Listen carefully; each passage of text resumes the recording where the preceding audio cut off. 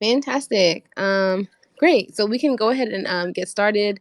Welcome, everyone. It looks like there's a lot of familiar faces in here, a couple of new ones.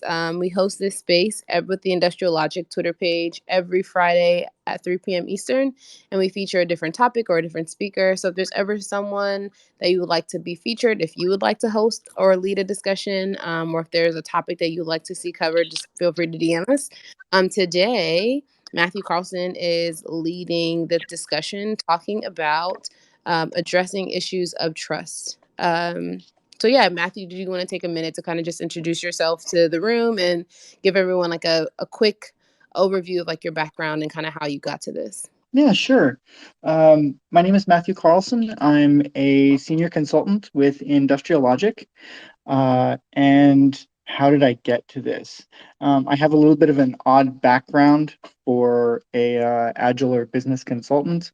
I had a dev career of about 13 to 15 years. I've actually been programming for the last 40 years. That's kind of scary to say. But yeah, so I started as a developer and realized at a certain point in time that a lot of the problems I was seeing weren't technical. So I ended up going to business school. And so my undergraduate degree is business.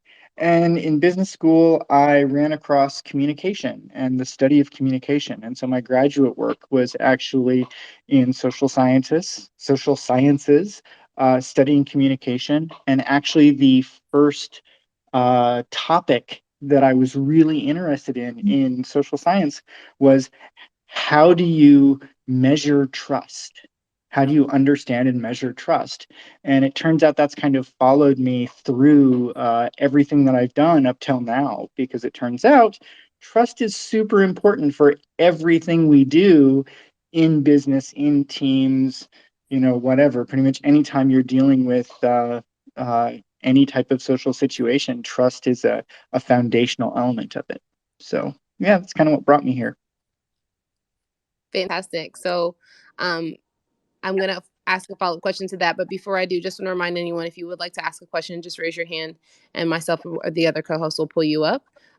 So when we talk about trust, right, like obviously to your point, there's a lot of emphasis is placed on it in regards to the workplace or teams. But what exactly is trust, especially in like a work or a team dynamic? Oh, that is a great question. So, we use the term trust and we all kind of know what it is, right?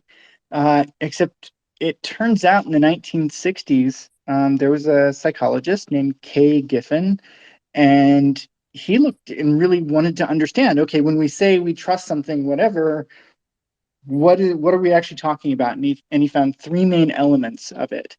That when we say we trust someone, we're talking about, okay, we have trust that they have certain amounts of skills and knowledge to do a thing with us or for us, right? If I'm going to get on an elevator, I need to trust that the people who built and maintained that elevator had the skills and knowledge to do so in a way that I'm willing to step on it and use it, right?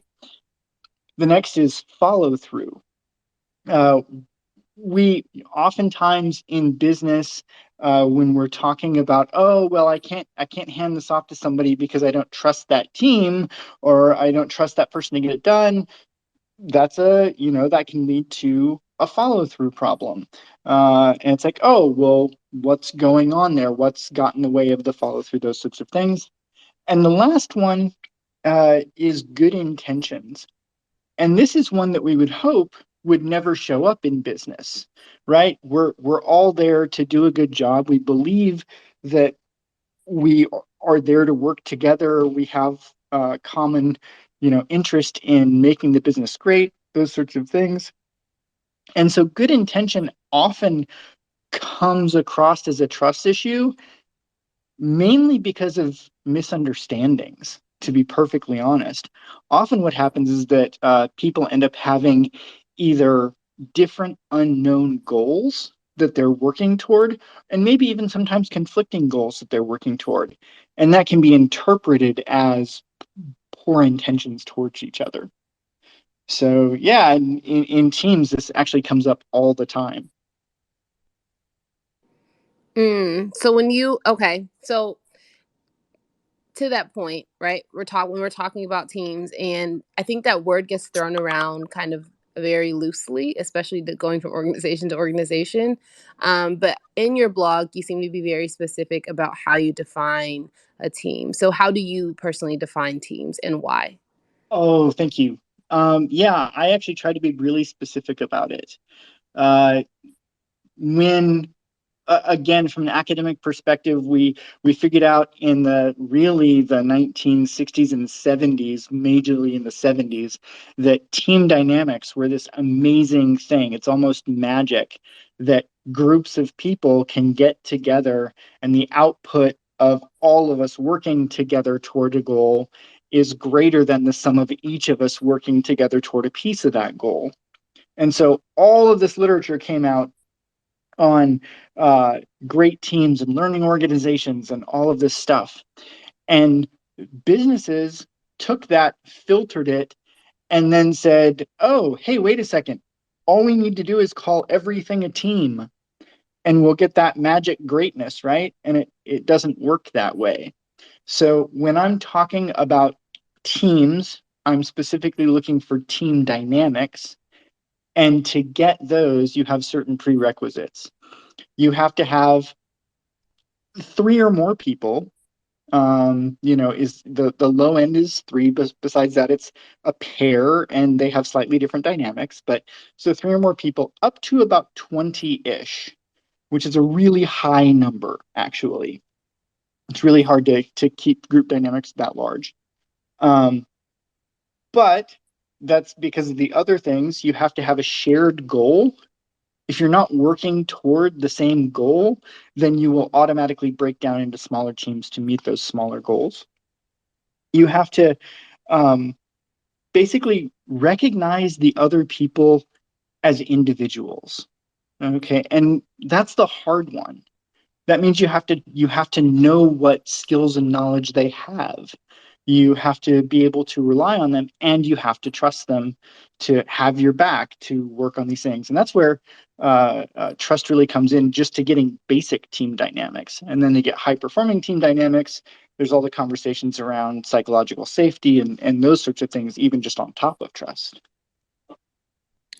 That's really interesting. So with that definition, if the team, right, quote unquote, that you're on isn't structured that way or isn't functioning that way, is it important to restructure to start to build trust, or are there things that they can do to build trust while still in the state they're in?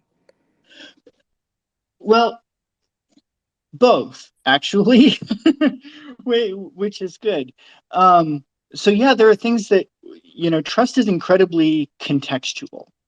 So if we're not working in teams and we're working across teams, then it means that we have to build that trust across the team, right? We're going to have to have better communication between us. We're going to have to understand, and it's going to be harder because we uh, we're going to have those interface points. But we see group to group trust, all the time, and that's pretty common. It's harder.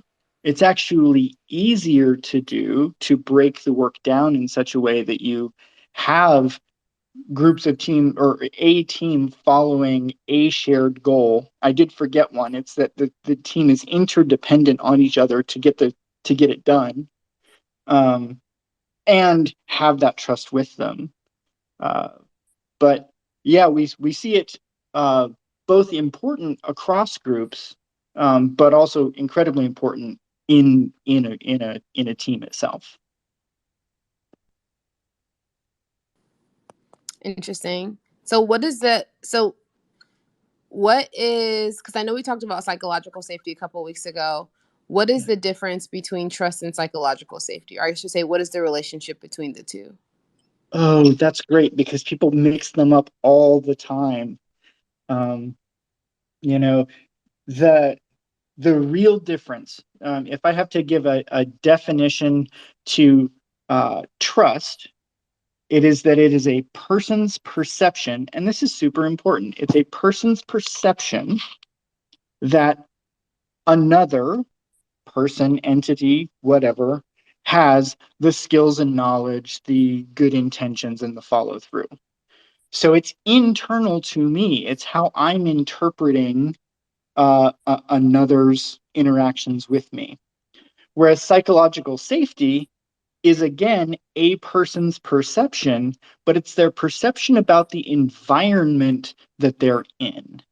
So psychological safety is the perception that the environment allows asking questions, taking risk, making mistakes, bringing problems, and one other one that I don't have off the top of my head, but that basically comes down to, oh yeah, raising problems and adding solutions, um, something like that.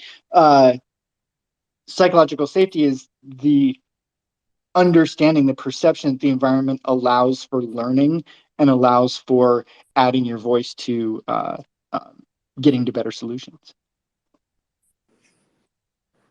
So So does that distinction make sense? That one's a person's perception of uh, skills and follow through and those sorts of things, and the other is a perception that the environment allows you to do certain things. yes, and I like the way that you worded that because it makes a very clear. It makes a very clear distinction, at least for me. When you talk about trust, it's not necessarily about a person's perception of you, but a perception of your capability. Yeah. And the other thing is in English, we talk about trust in this almost backwards way. We talk about someone else having to build trust with us. You you have to gain trust like it's completely on them. But it turns out trust is a type of vulnerability, and it's something that we have to be courageous enough to give. So psychological safety and trust are very similar in that respect. Okay, so that's okay. That's an interesting point. So giving trust, what does that look like in an environment where people are like, okay, ideal world, yes, we would love to give trust and just like have faith that because a person's there that they're capable and they're going to follow through. But in a lot of environments, especially that we've seen as coaches, people are under very tight deadlines. They have a lot of responsibility. They're accountable for certain projects or deliverables. How do we find the balance between giving an appropriate amount of trust, right, but also protecting ourselves from maybe being held accountable if things don't happen the way we expect or need them to.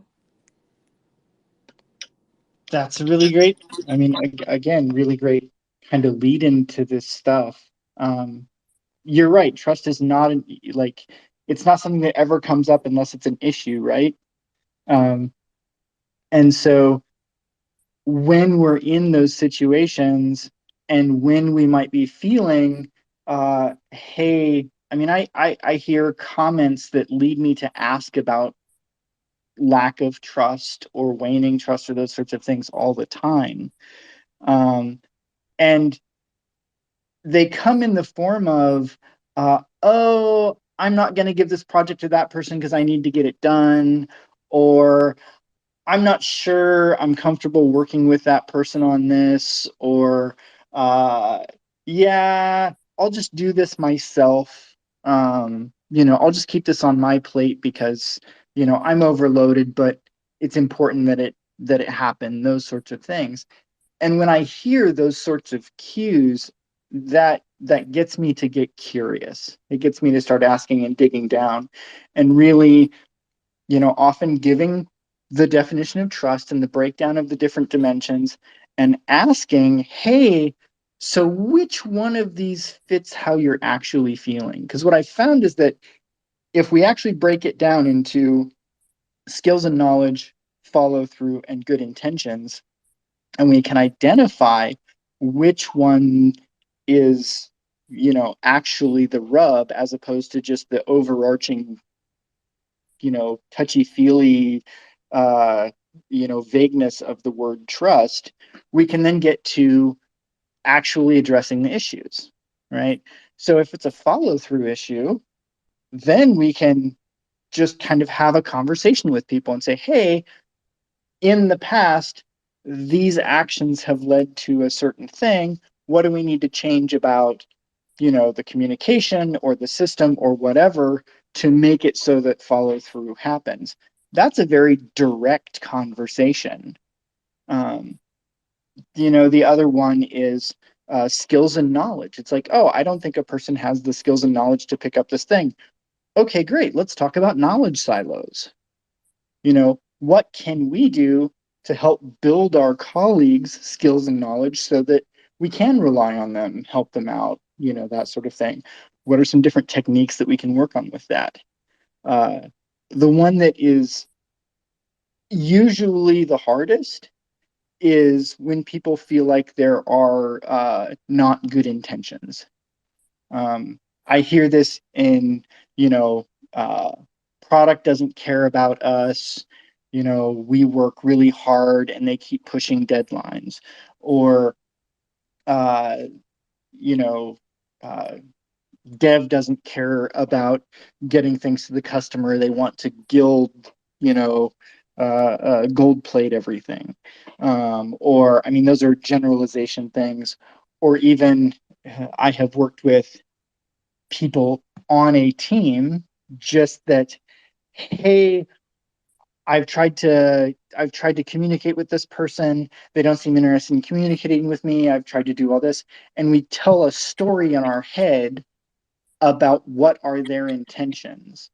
And often what we have to do in that is really get some empathy, and sit down and have a conversation and find out where the disconnect is. Because it's almost never they have bad intentions toward us. It's almost always they're seeing the world a different way. And we have to have better conversations to help each other understand each other. Matthew, Um, in your experience, what percentage of the time is it that the person that's perceived as having bad intentions actually has bad intentions? I have I have never actually run across someone who wakes up in the morning and, you know, twirls their mustache and thinks, I'm going to screw over everybody on my team. I haven't run across that person. I have run across some people that are very hard to work with, and I have run across some people who are very selfish. Um, and that is as close as I've come to bad intent, if that makes sense. Yeah, well, and I wonder how many of those people that are hard to work with or selfish are they being that way because they just don't they're not thinking about your intentions. They're not seeing where you're trying to do your best. Exactly. And in almost all of those situations, it's also tends to be tied to being insecure, being scared about something, having other stuff going on in their life. Um, like I said, I've got a lot of years in this, and I haven't actually run across anybody who's actively trying to be a bad person at work. Yeah, there's a little question that I learned to ask, whenever I encounter behavior like this. If I imagine, okay, this person is a good person, they didn't get out of bed and twirl their mustache. Um, what else that I don't see would have to be true in order for them to behave like that? Exactly. And that's a great question.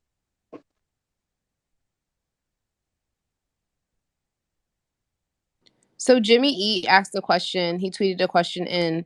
I mean, he asked, "What does trust look like in a business relationship, like with peers and bosses, versus trust in a personal relationship with friends and family?"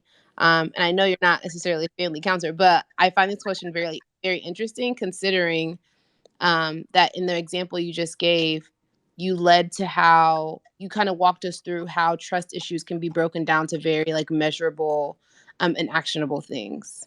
Yeah. The big one that I think is interesting is that trust is not binary. It really is a kind of a spectrum. And I I mean, I work with a number of you. I really like you. I don't trust you with my finances nearly as much as I trust my wife with them. I don't trust you with my medical records. I don't trust you with a number of areas in my life that I implicitly trust my wife with. Um, you know, so personal relationships are different than business relationships. We don't need the levels of trust in a team that we need, say, in a marriage. The other thing is that trust is incredibly contextual. You know, my wife trusts me with a large number of things. She does not trust me with her sewing scissors. Uh, I don't have the skills that she does with them, right? She's a professional. She makes clothing for the San Francisco Opera. That's a tool of her trade, and yeah, she doesn't want me messing with those. So even though she trusts me with a lot of things, doesn't trust me with that, and that's okay. So it's important to match the level of trust needed to the situation at hand.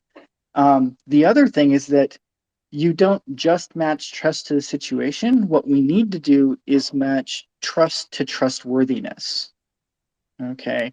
The reason she doesn't trust me with her scissors is because they're a professional tool, an expensive professional tool, and I will be the first one to admit that I haven't put the points and I haven't put the time in to know how to use them appropriately.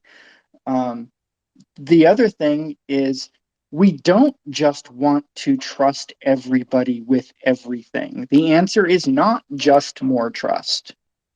Um, Thinking of somebody like Bernie Madoff or other con men who have come around, they prey off of, building trust with people, right?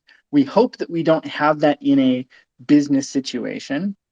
But what we want to do is say, okay, I want to give you trust that matches your competency and your trustworthiness, that you are actually have good intentions to marry, that you do actually have the skills and knowledge that I'm trusting you with, that you will actually follow through.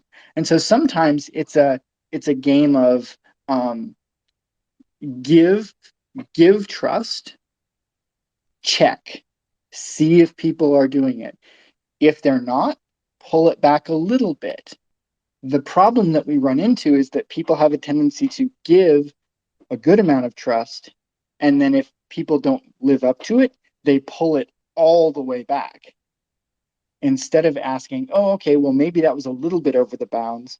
What can we do to help them move their trustworthiness to a matching place? Am I making any sense there? I mean, it makes sense to me. Jimmy, if you want to raise an emoji, I don't know if that answered your question, or if you kind of wanted him to explore that more. That was, yeah, that contextualizing it to the level of trust versus compared to the task or the job that's being done or the thing that's needed is really, that was really good breakdown for me. Yeah, I do. I have a lot of conversations with leaders at all levels, and um, one of the tools that I'm particularly fond of showing them is the Leadership Ladder by David Marquet, and of the Turn the Ship Around. If you haven't read that, it's a great book, and he talks about it in terms of uh, matching control, that you're giving away control, which is directly related to trust. We don't tend to give control away past our trust, and matching that to competency, which again is matching it to skills, knowledge, and follow through. And so he's basically saying the same thing in a different way. And if you look at the the ladder of leadership, he actually gives examples of kind of how to test that as you go up. You know, asking questions like, hey, what do you see? What are you thinking? What are your intentions? Are ways to gauge the the skills and knowledge, the safety of giving up that control and of giving that trust, so that we can try to match trust to trustworthiness.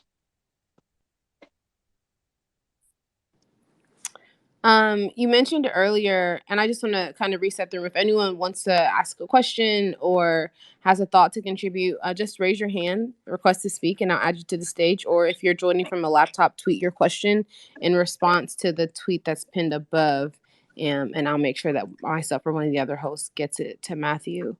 You mentioned earlier that when you start to hear certain language, that's a sign to you that trust has been broken or hasn't been established. What are other signs of trust being broken or trust needing to be established in a team dynamic? It's interesting because some of them are the same as lack of psychological safety, people pulling back, people being quiet, voices not being heard, that sort of thing. This is actually a super important thing for how people understand trust, and react to it. That um, the way I've heard it said is that trust is built little by little, like adding sand to a bucket, but it's lost very, very quickly. So we are not animals that want to give trust easily overall, and people have differing levels of that. Some people are much more comfortable giving trust over and over than others are. Some people are more guarded, but overall, the different things that do build trust, showing follow through, showing good intention, those sorts of things, um, they can go away in an instant. Like they just go away very fast when certain things happen, right? Um, I jokingly talk about this, that if you have children and I see your child in the middle of the street with a bus going toward your child, and I jump in the street and save the child, there is a high chance that you are going to have a lot of trust in me in certain contextual ways at that moment. I've shown follow through, I've shown good intention, I've shown the skill of keeping your child safe. That is, of course, unless you figure out how your child got in front of the bus. Then I would probably lose that trust really, really quickly. Right? I mean, there's the horrible joke, but so it is all contextual. You can gain it quickly with big things, but you can also lose it very quickly. One of the quickest ways that people lose trust is that their actions don't match their words. If people hear you say a thing, but then you act a very different way, that triggers us very quickly to say that there's a disconnect here, and we get very confused as to whether or not you have good intention, have follow through, have the skills and knowledge, whatever. So I see at least one hand up. Hi, yeah. Had like a little bit of a story and a question, I guess. Yeah. So, recently, at work, we were in a situation where leadership came to us and asked our team to take on this project to like ingest a new data set. And so we were asking about, like, why is this data set important? And do our business intelligence folks know, ultimately like how they're going to use this data to get the insights that they want and that sort of stuff. And the response is basically just trust me. We've already had that conversation. We've decided this is the way to go. And we just need you to do it. And and so, it turns out that they just hadn't had those conversations, right? And so, we were kind of like being demanded to trust senior leadership, which puts us in a weird you know, position where in the moment it can't just be like, okay, prove it, show show us how, the outcomes of that conversation that you had so we can move forward. But yeah, I was wondering, like what are I guess some of the things that you would consider in that situation to sort of resolve someone just sort of flat out asking you to trust them? Yeah, that's always an interesting thing, isn't it? It's like, oh no, just trust me. Can you think of any more words in the English language that are less likely to actually get you to trust somebody than just trust me? I mean, the because that immediately gives you the perception that there's something you should be looking for that's not there. So one, I would encourage them to not do that. But on top of that, yeah, now you've got a situation where, okay, let's break that down for a second. Uh, do you think they had bad intention toward your group? No. Okay, so it's not that. So it's probably not even differing goals. Yeah, no, Do you, yeah. yeah. Do you think that it was a follow-through problem? Maybe. Maybe. Yeah. Maybe. It may have Yeah. been too that they had, they had had a conversation or more clearly. But none of us had been invited to those conversations. And so whatever questions were asked and answers given were not necessarily the same questions that we would have asked. And weren't necessarily communicated to you. So there might be a follow through thing there. And then the last one is skills and knowledge. Do you think that they had the skills and knowledge what was their skills and knowledge issue there? Yeah, I think they definitely had the skills. I think maybe some of the questions that we would ask would have challenged them on what knowledge they already had versus, what they still need to figure out. Yeah. So in a situation like this, suddenly we have some much more clear conversations to have, right? It's like, oh, how could we avoid this in the future? Because nobody wants to go into a blame game, right? Right. It's not about, oh, you did a bad thing in the past. It's about how can we work better in the future. And it's like, oh, okay, cool. So if something like this came up again, and we want to work with you and do a good job and those sorts of things, it's like, hey, it seems perfectly reasonable to ask, are there better ways that we can have communication channels? Can we be involved in these meetings a little bit earlier? And hey, um, here are some areas that we have expertise in that might add to the conversation and get better questions going on. Do you either have somebody in the senior leadership group who has a background in that stuff, or would you like us to support you on that? Those sorts of things are probably, I mean, just off the top of my head, uh, some of the ways that I'm like, oh, okay, this might be a way to go forward on that and start rebuilding that a little bit. Because what none of us really want is for that to fester, right? Mm. Because the end of that is we can't trust senior leadership. What are we going to do? Right. Yeah. Okay, cool. Yeah, thank you. I like the sort of approach of breaking that down on those facets of like which part of this do I not actually maybe trust them on, and how can we dig And then into how that a can we little bit work more? on that? Yeah. Yeah, Awesome. Thank you. sure. So one thing I hear in Joanna's story, and I might be superimposing this, I don't know, I wasn't there, but it sounds like there was, they invoked the word trust. They said, trust me. But what they really meant was authority. What they really meant was listen to me. We sent them. Yeah, absolutely. And it's one of the problems with having doing knowledge work in an organization that's designed for top-down command and control. That those things get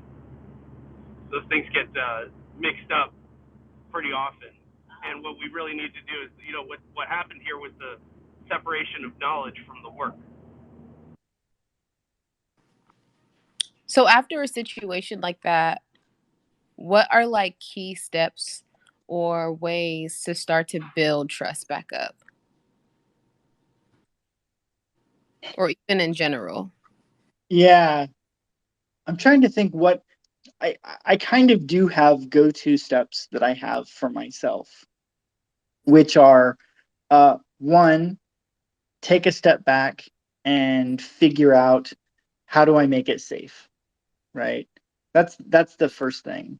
Like if I'm in a situation where I think somebody has poor intent toward me, the first thing I want to do is probably remove myself from the situation and make it safe. Or if I think that there's somebody who doesn't have follow through, then often I'll look at what are the agreements.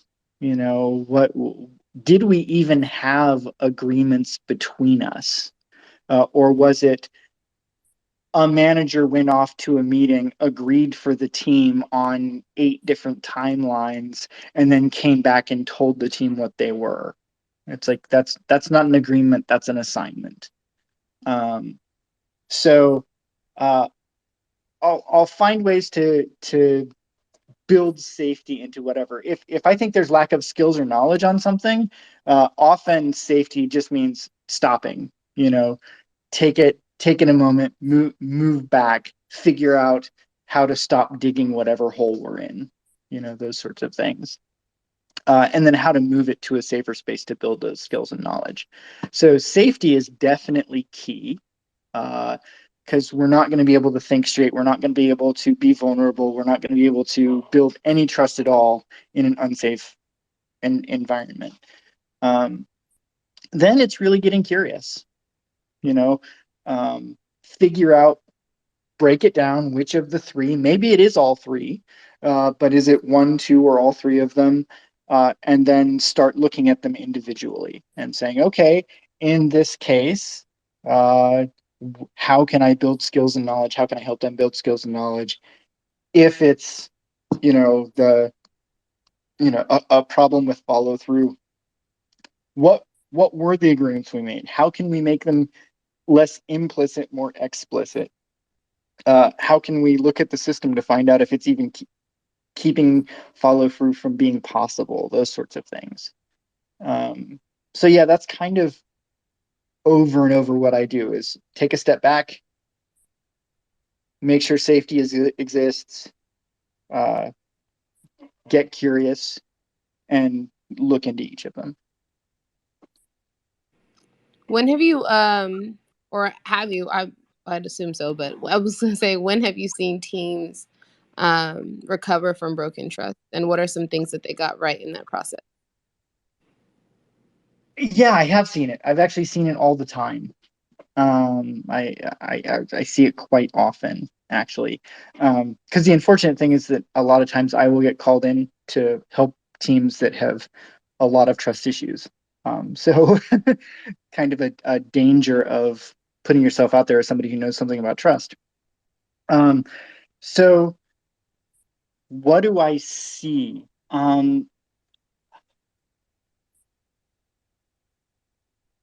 I think I see what I just described, right? I mean, very rarely is it so bad that people can't get through it. Um, so how about this? Can you ask me that in a different way? Sure. What, I guess maybe what are some patterns that you've seen in teams that have rebuilt trust? Oh, doing it slowly. That's one thing. Doing it explicitly. That's another. Um, Trust has a couple different elements about it. One, because trust is contextual, it is an in the moment thing. It isn't in, like, if you're talking about trust on a team, it has to do with working with each other on the team. Here's a hint: going off and doing trust falls isn't going to work, right? It doesn't have anything to do with the job, and it's kind of silly anyway. So patterns that I've seen are people being explicit about stuff, getting curious with each other, learning about each other. learning about each other's context. And I have seen that it is really, really helpful to talk about the different facets, the different elements of trust individually. So,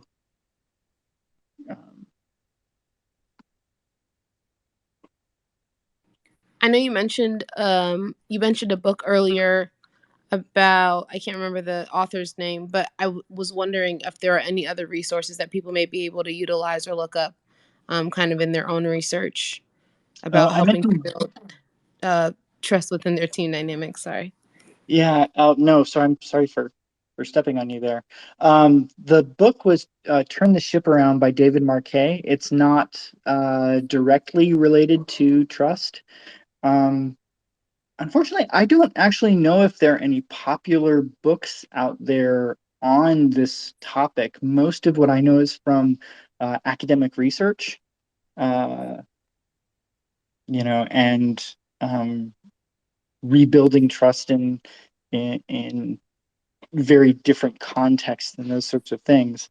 So I should actually think about that.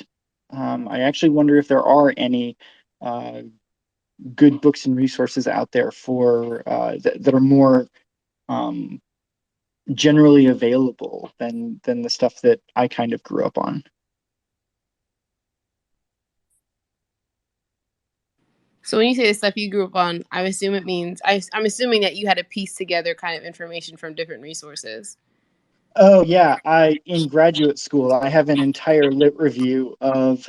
I mean, if you want to look at psychological papers from Kay Giffen from 1967 through a number of United Nations reports on rebuilding trust in post-war Bosnia, um, be my guest. That was not the easiest path toward this information, so that I took. Absolutely.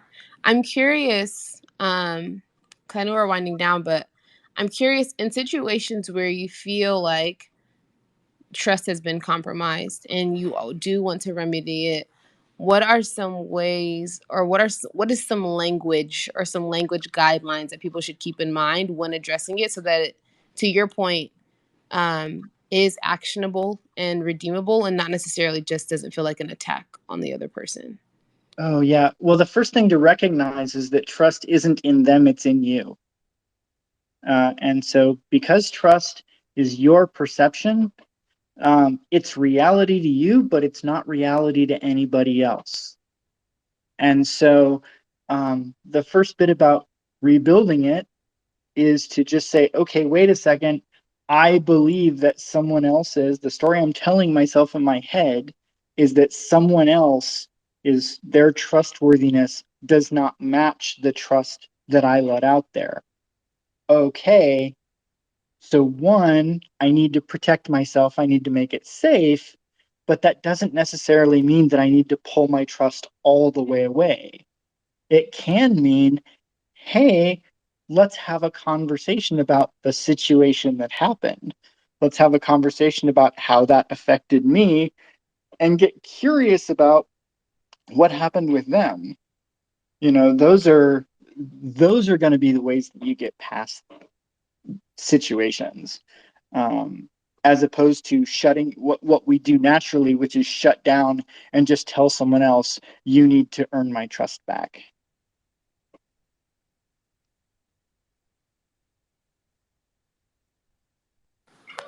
If you're in a situation where trust has been broken, um, where your trust has been broken, what are some signs if you're trying to work through it, you're trying to identify one of the three factors, as far as information or deliverability, you're trying to work through the steps, you're trying to find a resolution and it's just not happening, right? Like at that point, do you make a decision to pull yourself? Do you like find ways to make to like do you find ways to work through that feeling regardless that you don't feel trusted of your environment? Like how do you remedy not feeling like your trust is being built back up even if you're trying to work through the steps? I always say safety first. Um, to be honest, that it doesn't do anybody any good to keep pushing in a situation that you don't uh, that you don't have trust in. I mean, think about this. The only reason I would get on an elevator that I don't think is safe is if the current situation I'm in is less safe than the elevator, right?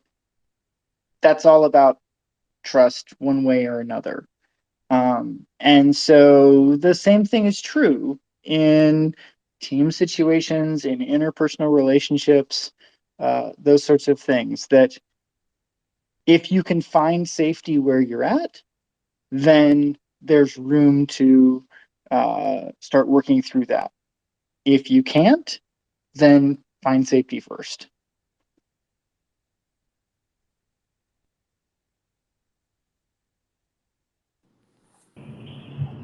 Matthew, I know we're getting close to the end of the hour, but do you have any stories from your experience that highlight any of this?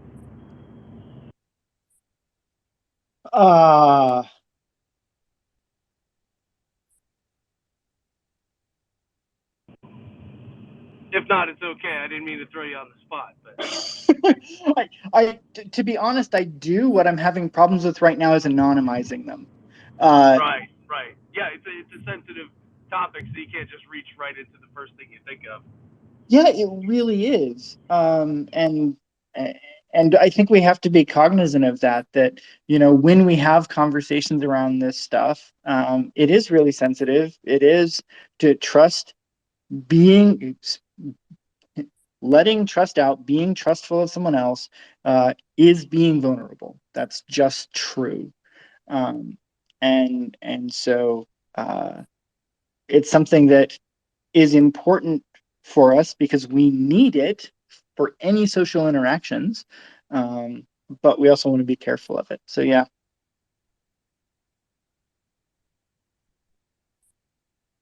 And when it comes to anonymizing sensitive stories, you can always go with a naming scheme like Three Stooges. Like every time you have to come up with a name, right? Larry, Moe, or Curly. Yeah. or Muppets. Yeah.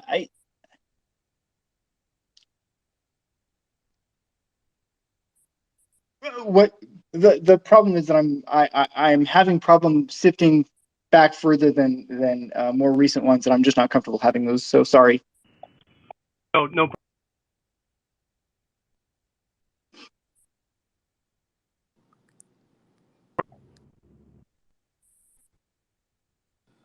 So, throughout this journey of your learning and your training and your observation, what has been the most rewarding thing about coaching teams through trust for you? Like, what has it made it rewarding enough to want to continue to do it and continue to teach and help others get through that process?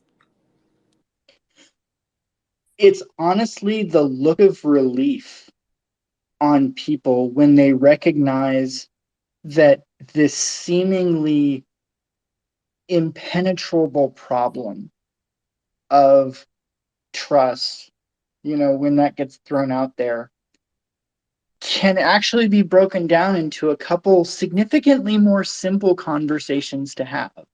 Not that they're easy conversations to have, but they're at least straightforward.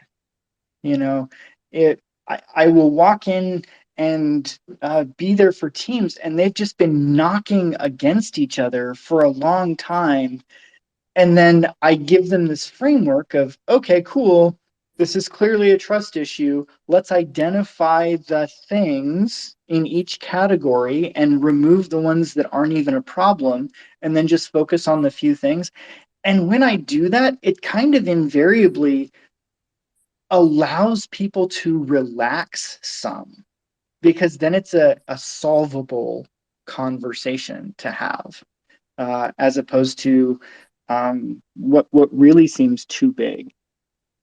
And Joanna, I don't know if you experienced that in our conversation today, walking through the situation that you brought up. having it go from that, oh yeah, this is kind of really frustrating, whatever, to, oh wait, yeah, that is a little more straightforward. Yeah, for me, it's about how to do that, you know, in the moment, right? Yeah, and that's just practice. Yeah.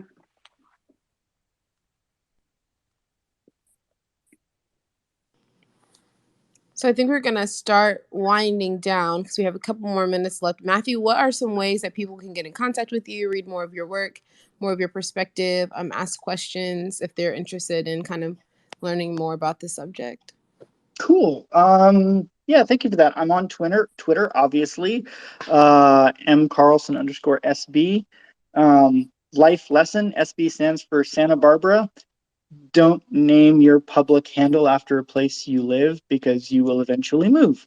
But hey, so that's me. I'm also at Industrial Logic. You can get me at matthew@industriallogic.com. And I'm on LinkedIn once in a while, but not nearly as often. So yeah, if you have questions, ideas, I'm always happy to talk them through.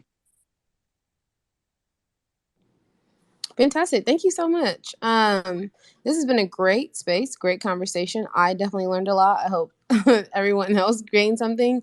Definitely have a lot to think about over the weekend. Thank you everyone for joining the Twitter space. We do this every Friday at 3 p.m. Eastern. Again, we feature different topics, different people. So if you would like to kind of lead a discussion, or if there's a topic or someone that you would like to see us discuss or feature, please DM any one of us, either the Industrial Logic page or myself. Or even Manib, who's listening right now. But yeah, we appreciate everyone joining and adding to the conversation, asking questions. Joanna, thank you. Jimmy, thank you for tweeting your question in. And Fazaro, thank you as well for always helping to enhance the conversation. Hope to see you all again next Friday. Have a very safe weekend. Listen to some Beyonce. Enjoy the fall weather. And yeah. Thank you very much. Thanks, Jay. No worries. Have a good one, everyone.